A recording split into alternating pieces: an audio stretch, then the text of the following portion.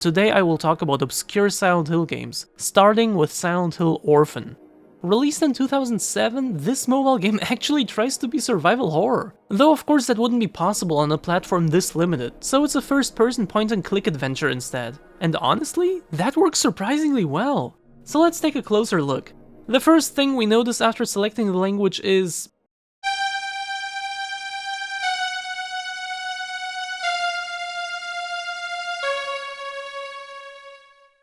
yeah, that's pretty much the extent of music in this game. And this same track also plays during gameplay sometimes, and trust me, it doesn't get any less obnoxious. That aside, you get a few sound effects like shooting here and there, but most of the game is actually completely silent.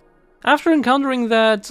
music? For the first time, we get the tutorial and a bit of story.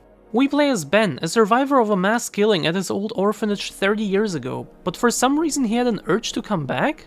Sounds like a Silent Hill premise to me.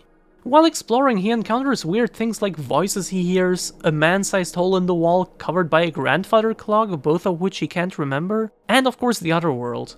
The story is actually pretty interesting, and I think about as good as it can get for such a limited platform. It's full of little twists and mysteries that I didn't expect and that had me guessing how they would be resolved. Like for example, Ben explaining that he was in the shower room while everyone was killed, but he can't remember why? And we can't enter the shower room because he feels like something bad would happen if we did? What's up with that? And there were more mysteries too, and all of them were genuinely interesting.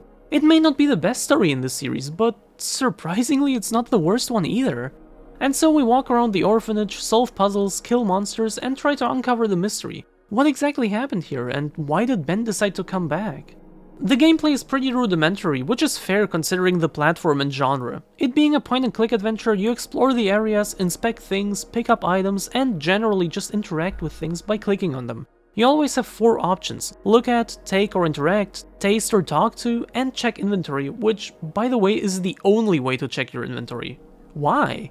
You sometimes get notes that you can only read by accessing your inventory, but in order to do that you have to interact with something? That's kinda dumb. And what about that tasting talking thing? You can try to lick everything, but by design this whole mechanic is used exactly once in this entire game, making me wonder why it exists in the first place.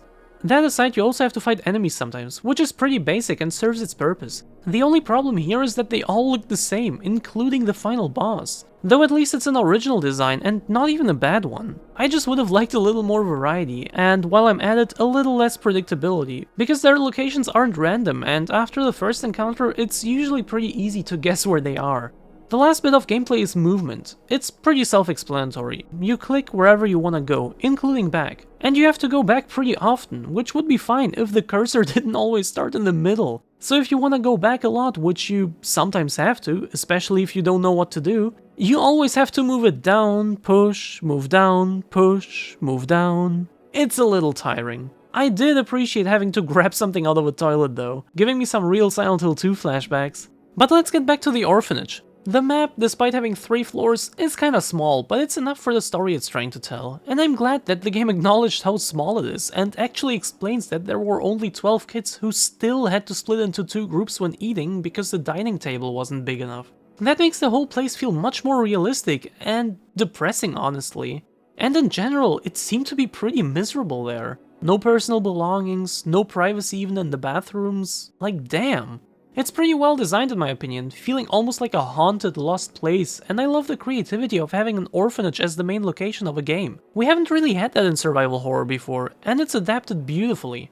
But looking at the map itself, there is one thing that kinda bothered me. All the passages are marked on the map from the beginning. In all other Silent Hill games, your map is empty, and as you explore and discover blocked paths, open doors, and other important things, your character will mark them on the map. That increases immersion a lot and gives the map much more meaning. All that is gone here. I knew right away which doors I can and can't go through, most of the time at least, because sometimes the things the map tells you aren't even true. Like this door, which is actually blocked despite the map telling you it's open, and it doesn't change even after you discover that it's blocked. And while I'm at it, what are these random blocked doors? Wouldn't it make sense for a map that I picked up on the ground floor of the orphanage to show all the rooms in the orphanage? Like, they don't have to be accessible, but it would have helped immersion to actually show them. As a Silent Hill fan, things like these feel like no-brainers. The map is an integral part in most of the games, including this one, and it's a bit of a shame that it wasn't integrated into gameplay in the same way. What was integrated into gameplay though, and can be seen as a problem because of that, is the Outer World. Just like in Silent Hill Origins, you can switch back and forth anytime by staring at the halo of the sun, and much like in Origins, the Outer World feels a bit like a puzzle element and not like an important story device sometimes. In the other games, as far as the characters are concerned, the world switches at random. It changes everything and you can't just leave. You have to push through. That makes the whole thing feel meaningful, whereas in Origins, it was turned into a pure puzzle element that you can switch to and from at any time. Go here, go to the other world, that opens up this path, then you can go back to the normal world here. It's by far not as bad in Orphan, and actually does feel meaningful in the second half, but in the first half, it did sometimes feel like more of a puzzle element. I hope that makes sense.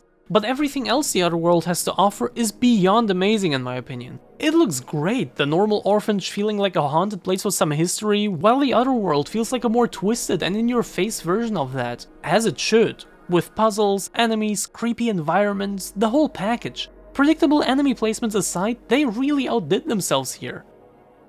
Now, taking all of this into account, how did I find the game?